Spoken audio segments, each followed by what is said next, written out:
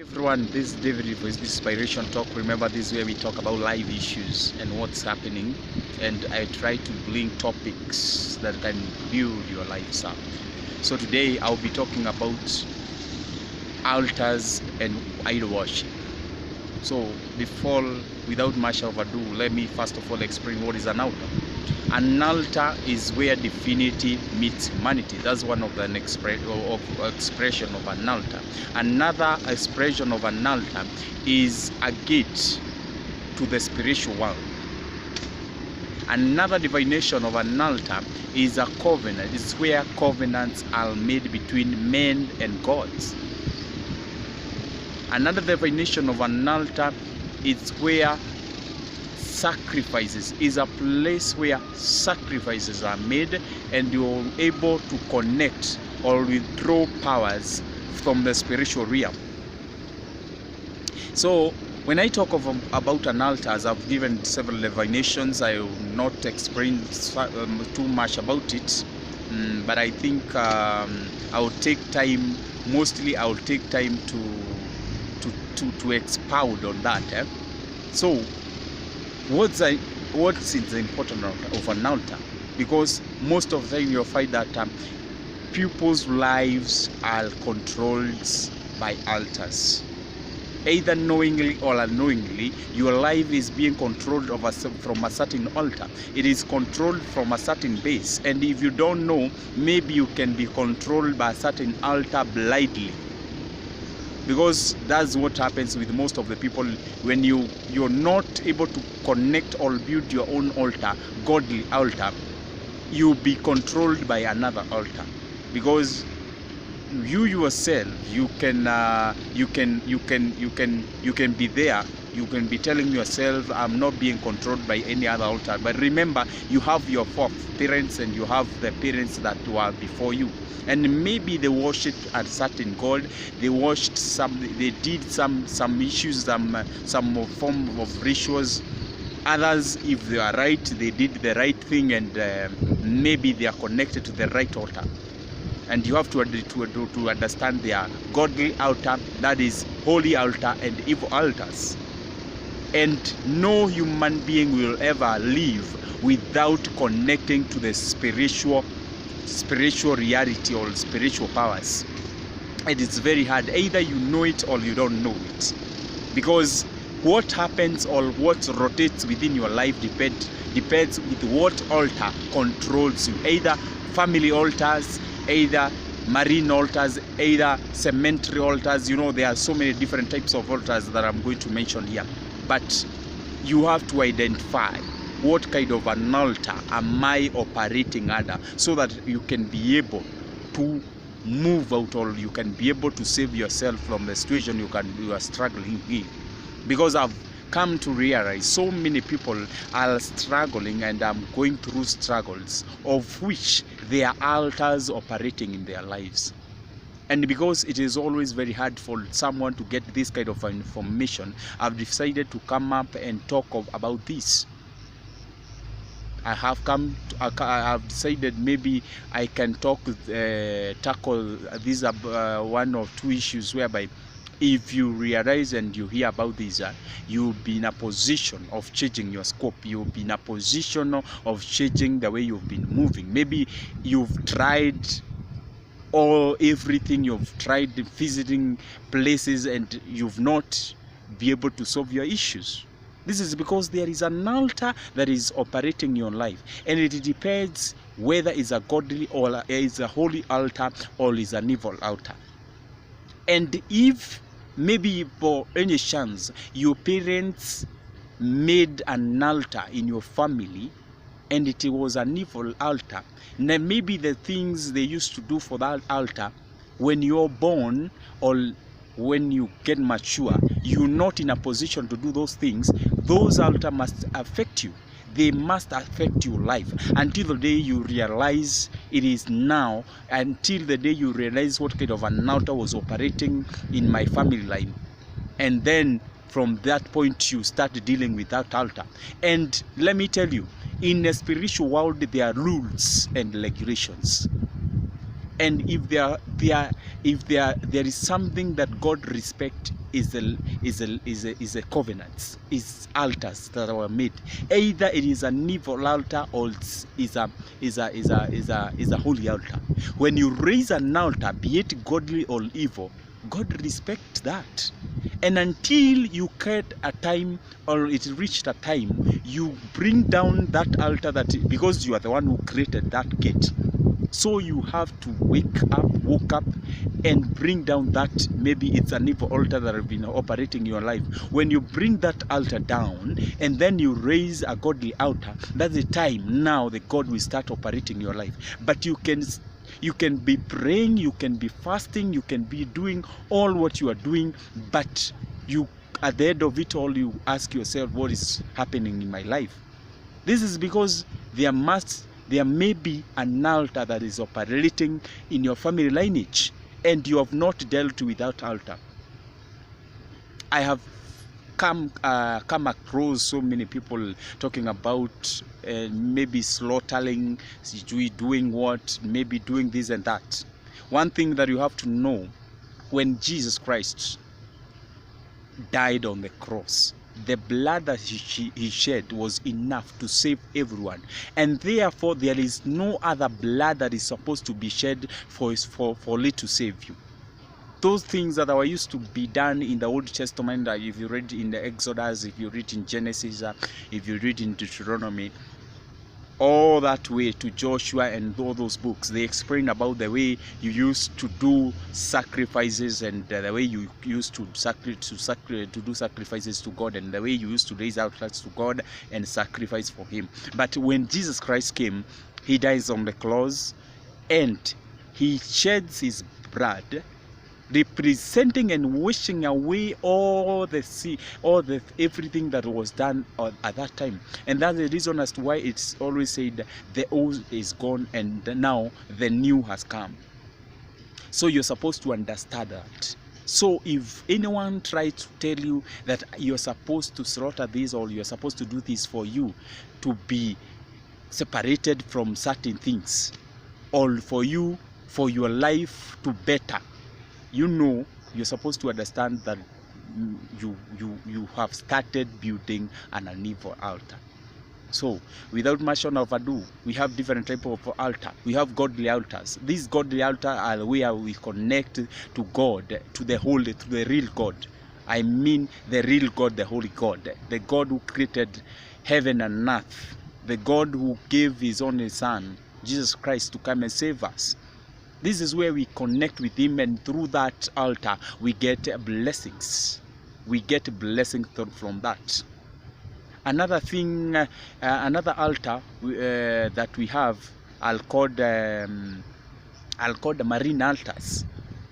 These are altars where operations, there are certain operations that are done under the sea, and these altars revolve to, they affect people's life in one way or another, but these are just evil altar.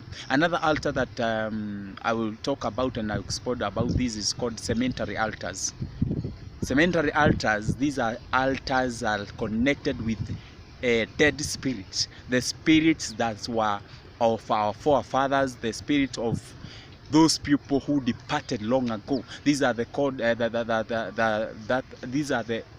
altars that we call cemetery altars, and all of these are evil connected altars. They are evil connected altars.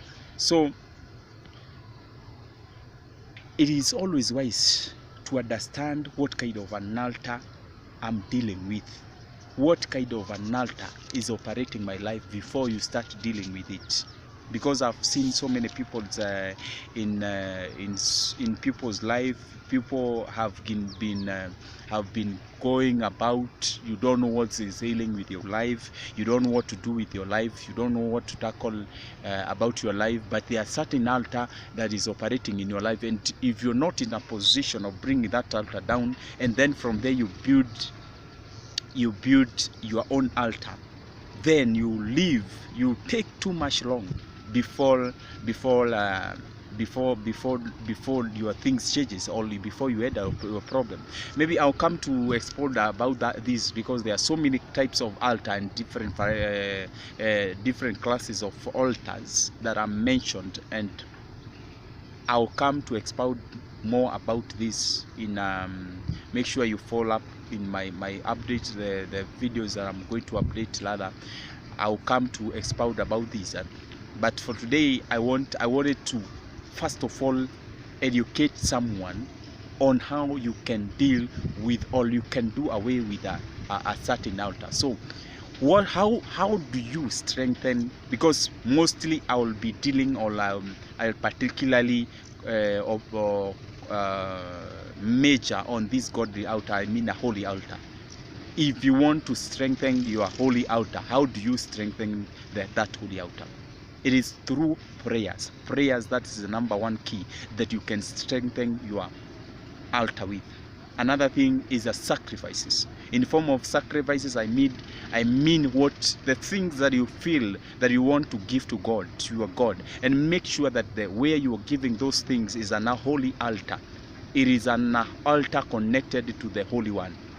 It's not just by an altar, so that you can be able to bring, if in your life there have been operating an evil altar, you will be in a position to bring that evil altar down, and you'll be able to raise your own altar. Sacrifices can be done through what you have, what you get, what God have blessed you with, and also it can be done through fasting and prayers. You can sacrifice your own body, you can sacrifice your own self, you can sacrifice your own time, and you sacrifices to God. When you do that, you are strengthening your altar. It is not always like there before I told you that I will talk about how you can build your own altar. You can, God is a spirit, and God lives within us. God lives in our souls, and it depends on how you purify yourself, because God lives in a pure place. So when you purify yourself, you are building a God altar within yourself. So these are the things that I'm telling you. When you pray, when you sacrifice, when you worship, there's another form of building God's altar. You strengthen that altar, and you're in a position of bringing down the altars that are raised in an evil way. Maybe in your family lineage, your parents used to worship idols, used to worship other godly altars that are not of the holy God, and they are not of the real God. So these altars must keep on operating in your life. Some people are operating at the alcoholic altars. Maybe the gods that used to be worshipped at that time, and the priests that used to operate out a lot of those altars, they used to give their gods drinks. I mean, they used to give their gods alcohol. So in your life, you find that you're being operated in. Even if you try to live, or you try to move away from alcohol, it becomes so tough, because there is an altar operating in that. Another thing is maybe an altar of prostitution. Maybe there were in your back lineage the god that were used to be praised, or the god that were used to be prayed in your family. They were praised, or they were being prayed through with the line, or they used to deal with the line of prostitution. So you find as much as you try to, as much as you try to have a single relationship, or let's say you try to have an upright relationship, it always becomes very tough for you. It is become very difficult for you. You always try to have a right marriage, then within a very short time that marriage breaks, then within a short time you create another relationship, then within a certain time, then you see There's an altar operating within your life, and you have to understand. And the best thing for you to bring down an altar is, first of all, to measure and understand what kind of an altar is operating in our family. What kind of an altar has been bringing me down. All in my life, I'm trying to do this. I'm trying to move forward, but I cannot be able to do this because I am not giving what my parents or my forefather used to give those gods. It is high time. Realize the kind of an altar you are operating on, because at any time, at any given time in your life, you must be operating at a certain altar. And either that altar might be evil or might be godly. Might be holy. It is upon you to understand what is this that have been operating in my real life, in my awakening life. What is that have been affecting my life? Maybe I've been trying businesses and they are not working. Maybe I've been trying this and that and they are not working. Maybe you have been blocked because until the time you give sacrifice to those things that your forefathers used to give, you cannot you cannot be able to move ahead. But when you identify, if you identify there is a certain altar that have been affecting your life, it is the right time you go bring down that altar. You go pray to God, sacrifice yourself fast until that altar is brought down. Go to God and bring holy sacrifices in his holy altar, so that you can strengthen your own altar, so that in a way that you'll be able to build, and your altar will be higher than that altar that was operating in your family lineage. And with that, you will be able to change your life. Because I've come across so many people, they have tried to pray, they have tried to do things, and then they always telling me, me, I'm trying this and this, I've tried to pray about this, and it is not happening, and it's not working. One thing you're supposed to understand, if there is an altar operating within your life, within your circle, even if you try with all means, even if you try to praise that hard, you cannot be able to go over that until you identify that altar and you bring it down, and then from that time you will be able to progress. You start seeing some things in your life change. You start seeing there will be a change in your life. So it is high time that you observe this, and I hope and I know it is you've gotten something out of this. And if there are some things that are tough in your life, you'll be able to tackle them, and you'll be able to take another angle. Maybe the way where you've reached to that corner whereby you could not have identified, or you could not have learned whatever have been ailing your life. But when you get this content, try to identify the kind of an altar that have been operating in your life, because each and every human being in the whole universe, you must be operating at a certain altar. Either it's a godly, either it's a holy altar, or it's an evil altar.